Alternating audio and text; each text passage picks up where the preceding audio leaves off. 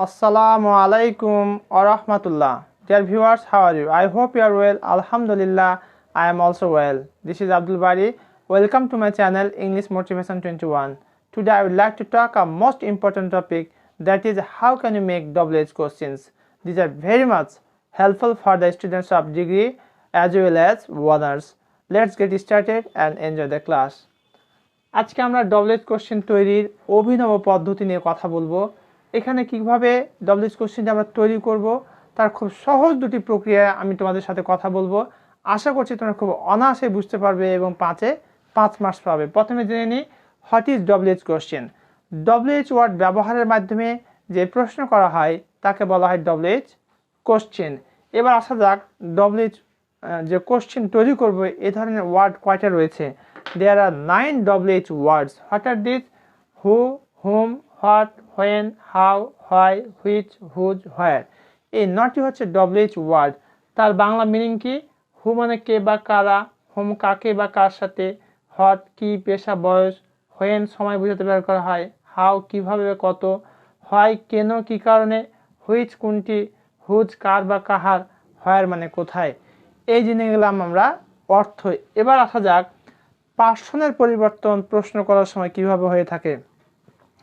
বাক্যে যদি I, we, me, আস এই 4টি আই, উই, মি, আস এক কথায় ফার্স্ট পারসন থাকে তাহলে সেকেন্ড পারসন ইউ করতে হবে যখনই আমরা প্রশ্ন তৈরি করব।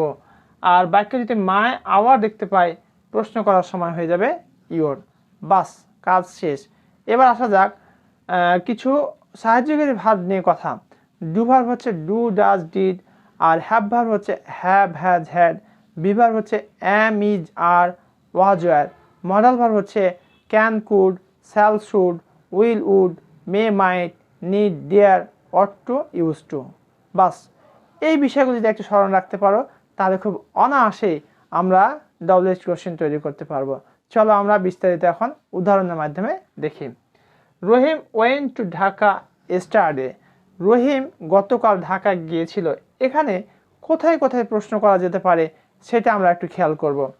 এখানে দেখতে পাচ্ছি প্রথম যে প্রশ্নটি সেটি হচ্ছে রহিমকে যদি আমরা প্রশ্ন করি, অর্থাৎ সাবজেক্ট হচ্ছে রহিম, কর্তা যদি ব্যক্তিবাচক হয় এবং তাকে প্রশ্ন করা হয় তাহলে হু দিয়ে প্রশ্ন করলে বাক্য কারেক্ট হয়ে যাবে। তাহলে প্রথম প্রশ্ন যদি আমরা করি তাহলে রহিমের পরিবর্তে কি বসাই দেব? হু। বাকি যা আছে অর্থাৎ সাবজেক্টকে প্রশ্ন করা হলে সাবজেক্টের পরিবর্তে ডাবল এজ ওয়ার্ডটা বসবে, বাকি যে অংশগুলো আছে ঠিক সেভাবে থেকে যাবে। পার্সনের পরিবর্তন হবে কিন্তু বাকি সব অংশই ঠিক থেকে যাবে। তাহলে কি দেখবো এখানে? হু ওয়েন টু ঢাকা yesterday। তাহলে বন্ধুরা আমরা কি দেখলাম বলো তো? যদি কর্তা যদি সাবজেক্ট হয় তাহলে প্রশ্ন করার সময় আমরা কি করব?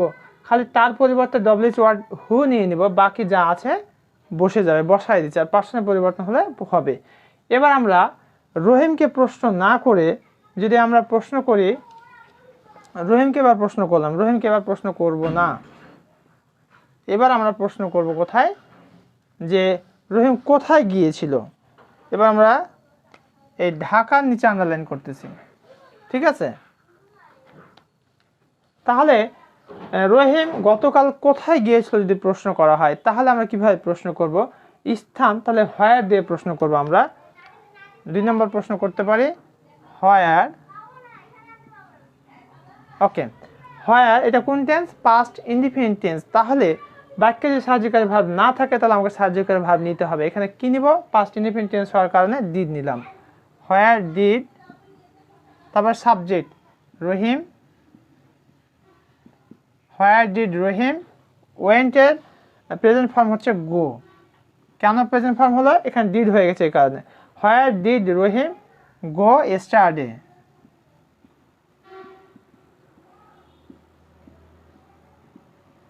হোয়ার did Rahim go yesterday।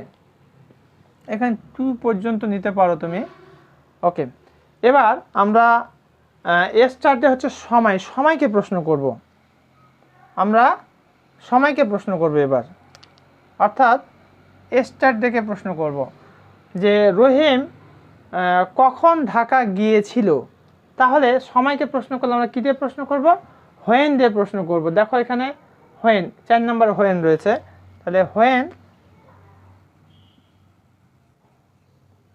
Did Rahim go to Dhaka?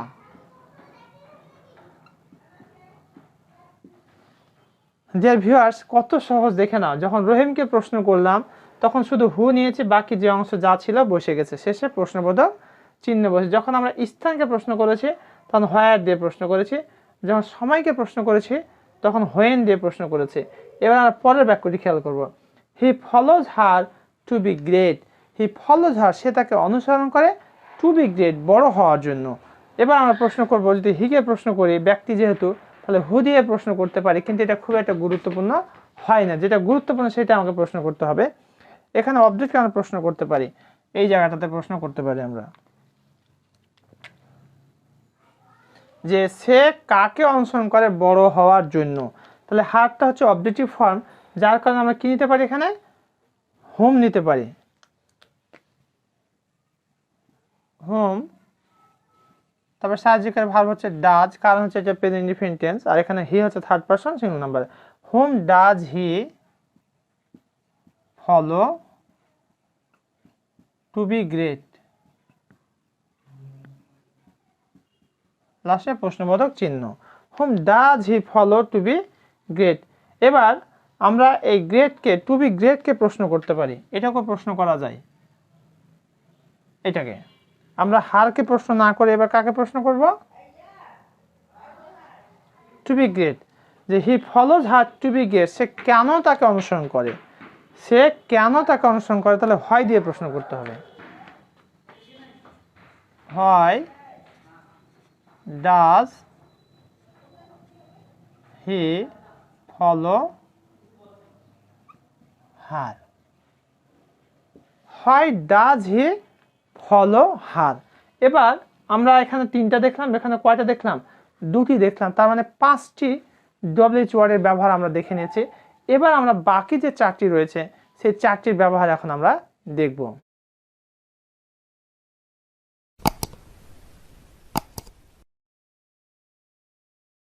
এবার আমরা বাকি যে 4টি ডব্লিউএইচ ওয়ার্ডের ব্যবহার এবং উদাহরণ বাকি ছিল সেই 4টি নিয়ে এখন আমরা কথা বলবো, 4টি উদাহরণের মাধ্যমে।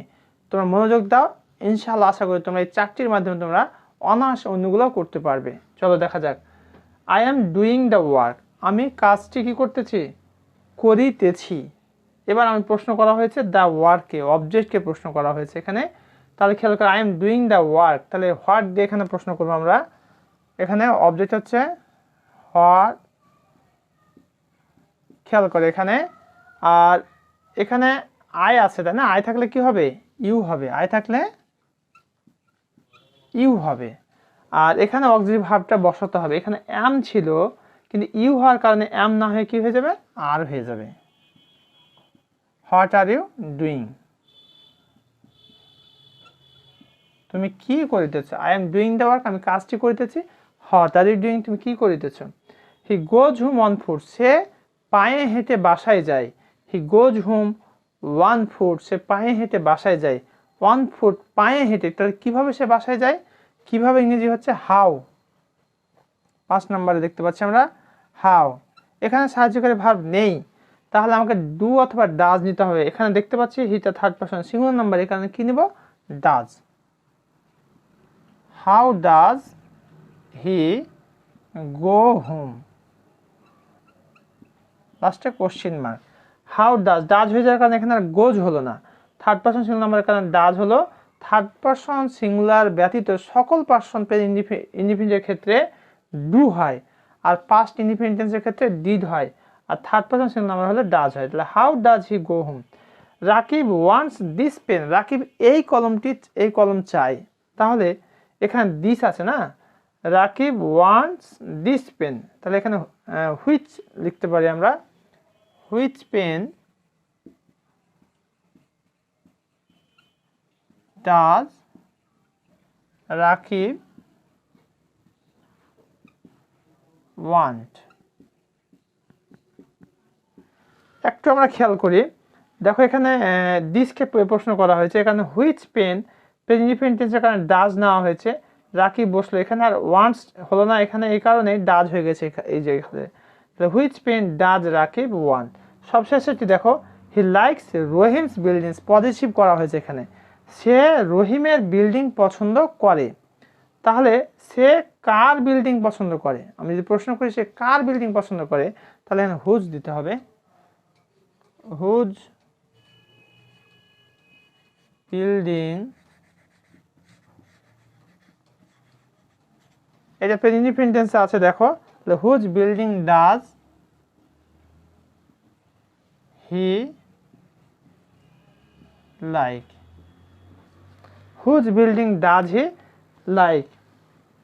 একটু খেয়াল করো, I am doing the work, the ওয়ার্কের প্রশ্ন করা হয়েছে, হোয়াট আর ইউ ডুইং, তুমি কি করিতেছো। He goes home on foot, সে পায়ে হেঁটে বাসায় যায়, কিভাবে সে বাসায় যায়, how does he go home. Rakib wants this pen, Rakib এই কলম চাই, which pen does Rakib want. He likes Rahim's building, whose building does he like. Dear viewers, এতক্ষণ পর্যন্ত আমি এই নটি যে ডব্লিউএইচ ওয়ার্ড রয়েছে, নটি ডব্লিউএইচ ওয়ার্ড ব্যবহার করে আমি নটি উদাহরণ দেওয়ার চেষ্টা করেছি। তোমরা যেগুলো প্র্যাকটিস করো, ইনশাআল্লাহ আমার দৃঢ় আত্মবিশ্বাস তোমরা পরীক্ষাতে 5 মার্কসই পাবে। আরেকটি বিষয় খেয়াল রাখবে, বাক্যে আই, উই, মি, আস থাকলে তার পরিবর্তে কি হবে, ইউ হবে। বাক্যে মাই, আওয়ার থাকলে ইউর হবে। যেমন what is your name, my name is Karim, my name is Karim for example. তোমাদের প্রশ্ন হতে পারে মাই এবং আওয়ার দিয়ে তো কিছু বললেন না, তাহলে আমি বললাম my name is Abdul Bari, my name is Abdul Bari. তাহলে what is your name, what is your name, মায়ের জায়গাতে কি হয়ে গেছে, ইউর হয়ে গেছে। হোয়াট ইজ ইউর নেম, নামকে প্রশ্ন করা হয়েছে, what is your name. His name is, এটা হবে না, যেখানে মাই এবং আওয়ার হবে। Our building is so nice, our building is so nice. এখানেও প্রশ্ন করতে পারি যে our building is so nice, our building, whose building প্রশ্ন করা, যাই হোক। তাহলে এখান থেকে আমরা খেয়াল রাখবো, মাই আওয়ার থাকলে কি হবে, ইউর হবে। আই, উই, মি, আস স্টেটমেন্টে থাকলে প্রশ্ন করার সময় ইউ হবে। আর এখানে ডব্লিউএইচ ওয়ার্ড যে 9টি দেওয়া হয়েছে তার অর্থ দিয়ে রেখেছে। আশা করি তোমরা খুব মনোযোগ সহকারে অর্থগুলো প্র্যাকটিস করবে, চর্চা করবে, এবং চর্চার মাধ্যমে তোমরা তোমাদের নিজেদেরকে ইমপ্রুভ করতে পারবে। সবশেষে আমি তোমাদেরকে বিনীত রিকোয়েস্ট করবো, যারা এখন আমার চ্যানেলটি সাবস্ক্রাইব করোনি, প্লিজ সাবস্ক্রাইব মাই চ্যানেল, এবং লাইক, কমেন্ট, শেয়ার করে অন্যদেরকেও সুযোগ করে দাও ভিডিওটি দেখার। এবং ভিডিওটি তোমাদের কেমন লাগলো তা কমেন্ট করে আমাকে জানিয়ে দাও, এবং তোমরা কোন ধরনের ভিডিও পেতে চাও আমাকে কমেন্ট করে জানিয়ে দাও। ইনশাআল্লাহ I will try my best to provide all those videos which are needed to you. তোমাদের যে ধরনের ভিডিও প্রয়োজন কমেন্ট করে জানিয়ে দাও। I will try my best to provide all these videos. Thank you very much for watching this video. Assalamu alaikum wa rahmatullah.